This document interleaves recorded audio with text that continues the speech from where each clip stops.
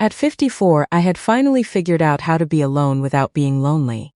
And then my son showed up at my cottage door with a woman I had never met and 2 large duffel bags.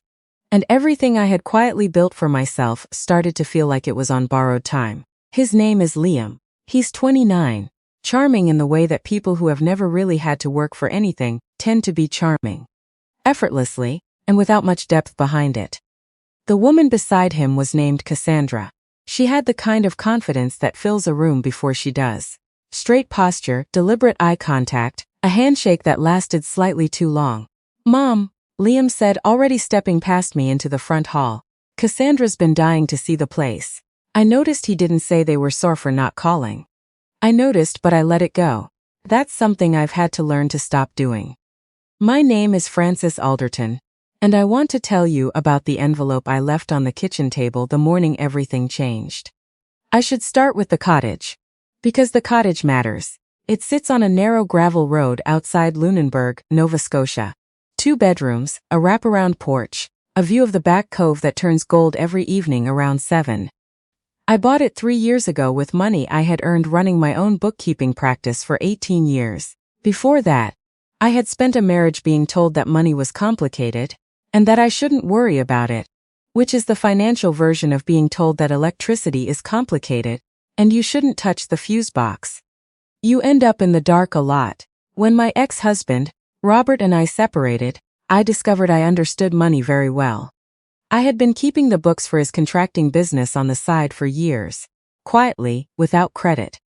When the Loinzer sorted everything out, I walked away with enough to start over and not $1 more than I deserved. It took me 2 years to stop being angry about that, and another year to realize that what I had was already enough. The cottage was never a vacation property. It was never an investment or a rental or a project. It was a place where I kept my reading glasses on the kitchen table, and my bird books on the windowsill, and my good coffee in a tin above the stove, and no one moved any of those things without asking. And no one had ever needed to ask, because I lived there alone. So when Liam and Kassandra carried their bags upstairs, without checking whether that was all right, I stood in my own front hall and felt the shape of something I couldn't quite name yet. Over dinner, I began to understand the shape. Kassandra was polished in a way that took effort to maintain. She asked questions about the property, the lot size, whether there was deeded waterfront access, what the municipal tax assessment looked like. She framed it as curiosity. "I just love understanding the value of things," she said, smiling over her wine glass. "It's the way my mind works." Liam nodded along the way he always does when someone he admires is speaking, leaning slightly forward, mouth a little open, as if the words are too good to risk missing a single one. "Do you have plans for it, Kasia? Long term, I mean. Have you thought about what happens to the property eventually?" "I plan to live in it," I said. She laughed. "Of course. No, I just meant, well, a place like this, maintained properly with the right positioning, could do a lot of work for you financially." I looked at my son. He was still nodding. "I'm not looking for my house to do work," I said pleasantly. "I find the house does quite well just being a house." Kassandra smiled at that. It was the smile of someone who has heard an objection they have already prepared an answer to. After dinner, Liam helped me clear the table. Kassandra went out to the porch with her phone and her excellent posture, and Liam set the plates by the sink and said, without looking at me, "She's really smart, Mom. Like, genuinely. You should hear some of her ideas." "I'm sure she is," I said. "She has this whole framework. For properties like yours. She's done it with 2 other clients already. Elderly owners, I mean. People who couldn't really manage the upkeep themselves." He stopped, realized what he'd said. I turned on the tap and said nothing. "I didn't mean." "I know what you meant," I said. "Finish drying those, would you?" I lay awake that night for a long time. Not because I was angry, although there was some of that underneath everything else. Mostly I was thinking. I have always been better at thinking than reacting. Which is one of the things Robert used to call a flaw, and I have since come to understand was actually one of the few things that has consistently kept me safe. I was thinking about the phrase, elderly owners. I was thinking about the words, couldn't really manage. I was thinking about Kassandra's questions over dinner and the way her eyes had moved around my kitchen the moment she walked in. Not with admiration, with calculation. And I was thinking about something Liam had let slip almost casually. She had done this with 2 other clients already. I got up at 2 in the morning and opened my laptop at the kitchen table. Kassandra Thorne. The name brought up a clean professional website first. Thorne Property Solutions, registered in Ontario. The tagline was something about transitioning legacy properties into modern income streams. There was a headshot. Same posture. Same smile. I kept looking. The second thing I found was a Better Business Bureau complaint filed in Muskoka 18 months ago. A woman named. The complaint was partially redacted, but the details were specific enough. A 71-year-old widow, a lakefront property, a management agreement signed over a kitchen table. The agreement had given Kassandra's company exclusive rights to list and manage the property for a period of 5 years, with a renewal clause buried in subsection 4 that made it effectively permanent unless challenged in writing within a narrow 30-day window that the complainant had not known existed. The property had been listed without the owner's knowledge. The listing had described it as investor-ready. The owner had only discovered this when a neighbor saw it online and called her. The complaint had been closed without resolution. I sat with that for a while. Then I opened a new tab and searched for the second client Liam had mentioned. I didn't have a name, but I had the name of the company. And I had a province. And the internet is a very thorough record of the things people would prefer not to have remembered. I found a Facebook post from someone named Greta, a woman in her late 60s. From the look of her profile photo, standing in front of a farmhouse with a border collie at her feet. The post was 10 months old. It said, "If anyone is dealing with Thorne Property Solutions, please message me privately. I am currently working with a lawyer. You are not alone." I messaged Greta privately. Then I did something I had not done in 20 years of keeping books. I called a real estate lawyer. Her name was Deborah Finch. I had used her firm once, briefly when I purchased the cottage. I left a message on her emergency line, explaining that I had questions about property management agreements, and that I believed there might be some urgency. Deborah called me back at 7:30 the next morning. By the time Liam and Kassandra came downstairs, I had been awake for 5 hours. The coffee was fresh, and there was a large brown envelope on the kitchen table beside Kassandra's place setting. Liam came in first. He was still in the soft, easy mood of someone who has slept well in a comfortable house, and expects the morning to continue in that direction. Kassandra came in behind him, dressed already, phone in hand. She saw the envelope immediately. I could tell by the slight pause in her step, so brief most people wouldn't notice I noticed. "Good morning," I said. "Sit down. There's coffee." Liam poured himself a mug and sat. Kassandra sat across from him, which put the envelope directly between us. "What's that?" she said, nodding at it. "Your morning reading," I said. "Whenever you're ready." She picked it up without asking. Opened it. She was very controlled about it. I'll give her that. The first page was a printout of the BBB complaint, with the key clauses underlined in red.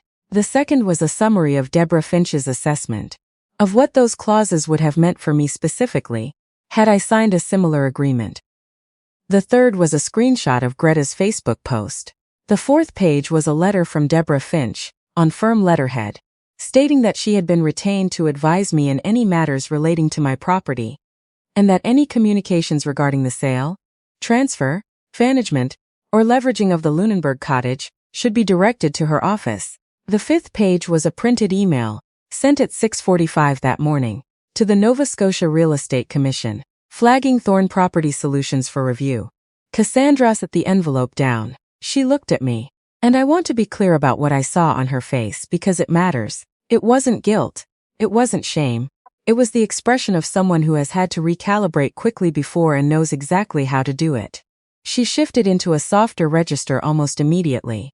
Her voice when she spoke was careful and warm. "Frances," she said, "I think there's been some misunderstanding." "I'm sure you do," I said. "We were only trying to help. You're out here alone, and properties like this require so much upkeep, and we thought." "Lamb," I said. My son looked up from his coffee. He had gone very still. "Did you know about the woman in Muskoka?" I asked. He didn't answer right away. That was its own kind of answer. "I didn't know the details," he said finally. "But you knew there had been situations." A pause. She explained it differently. "I imagine she did," I said. Kassandra started to speak again.